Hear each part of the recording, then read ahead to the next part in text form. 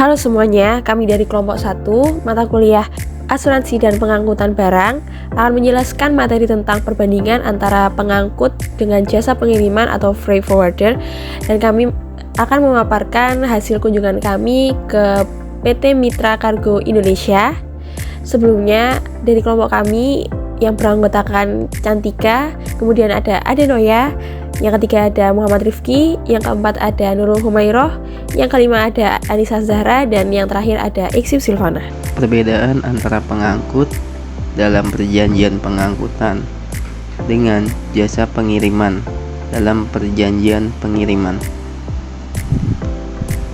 Pengangkut dalam definisi pengangkut, pihak yang berjanji untuk mengangkut barang dari satu tempat ke tempat lain. Untuk jasa pengiriman, pihak yang bertindak sebagai perantara antara pengirim dan pengangkut untuk mengatur dan mengurus pengiriman barang. Dalam pengangkut, ada tanggung jawab mengangkut barang dari tempat pengirim ke tempat penerima dengan aman dan tepat waktu. Dalam tanggung jawab jasa pengiriman, bertindak sebagai perantara antara pengirim dan pengangkut, mengurus dokumentasi, asuransi, bea cukai, dan layanan lainnya yang terkait dengan pengiriman barang. Mengenai resiko dalam pengangkut, bertanggung jawab atas kerusakan atau kehilangan barang selama pengangkutan. Dalam resiko jasa pengiriman, tidak bertanggung jawab atas kerusakan atau kehilangan barang selama pengangkutan, kecuali jika mereka bertindak sebagai pengangkut. Mengenai perjanjian dalam pengangkut, perjanjian terikat oleh perjanjian pengangkutan yang mengatur hak dan kewajiban pengangkut dan pengirim. Mengenai perjanjian jasa pengiriman, terkait oleh perjanjian pengiriman yang mengatur hak dan kewajiban jasa pengiriman atau freight forwarder dan pengirim. Contoh dalam pengangkut, perusahaan truk, maskapai penerbangan, dan perusahaan pelayaran. Contoh dalam jasa pengiriman, perusahaan ekspedisi, freight forwarder. Untuk profil perusahaan, PT Mitra Kargo bergerak pada freight forwarder. Untuk visi Mitra Kargo adalah menjadi sumber inspirasi bagi kemudahan dan kepercayaan dalam pengiriman kargo. Yang kedua, Mitra Kargo ingin dikenal sebagai perusahaan yang tidak hanya menyediakan layanan pengiriman, tetapi juga menciptakan pengalaman yang mudah dan dipercayai oleh semua pelanggan. Yang ketiga, Mitra Kargo ingin menjadi pemimpin dalam membawa kemudahan dan kepercayaan ke dalam industri pengiriman kargo. Untuk misinya, memberikan layanan pengiriman kargo yang andal, tepat waktu, dan inovatif, dengan fokus pada kepuasan pelanggan dan pertumbuhan berkelanjutan. Selanjutnya adalah perjanjian pengiriman.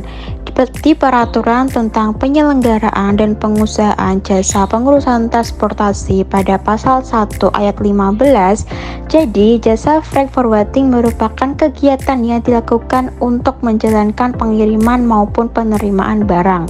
Freight forwarder tidak hanya pada pengiriman dan pengiriman barang, namun meliputi seluruh proses pengiriman, mulai dari menyimpan dan mengemas barang, mengurus dokumen, menangani surat perizinan kepabeanan, serta memastikan barang sampai dengan aman di tengah penerima barang.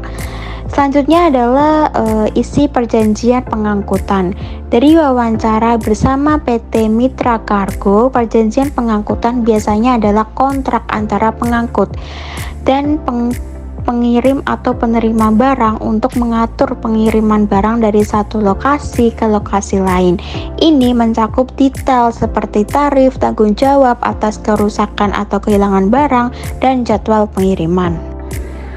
Berikut ada isi perjanjian pengangkutan dari wawancara bersama PT Mitra Kargo, perjanjian pengangkutan biasanya adalah kontrak antara pengangkut, biasanya perusahaan pengiriman, dan pengirim atau penerima barang untuk mengatur pengiriman barang dari satu lokasi ke lokasi yang lain.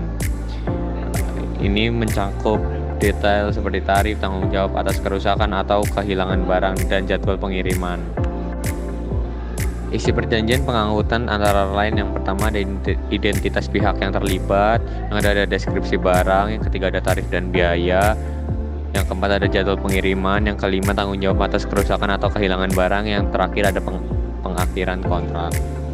Pengangkutan melalui jalur darat. Pengangkutan barang melalui jalur darat adalah proses pengiriman barang dari satu lokasi ke lokasi lain menggunakan kendaraan darat seperti truk, kereta api, atau kendaraan bermotor lainnya.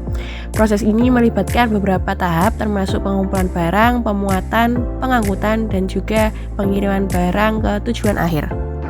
Lalu pengangkutan melalui jalur laut. Pengangkutan barang melalui jalur laut adalah proses pengiriman barang menggunakan kapal laut sebagai moda transportasi utama. Ini adalah salah satu cara paling umum untuk mengirimkan barang di seluruh dunia, terutama untuk barang-barang besar atau dalam jumlah besar. Pengangkutan melalui jalur udara.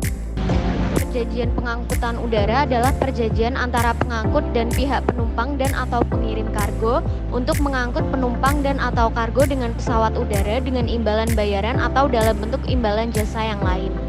Sekian dari kelompok kami, kurang lebihnya mohon maaf dan sampai jumpa di lain kesempatan.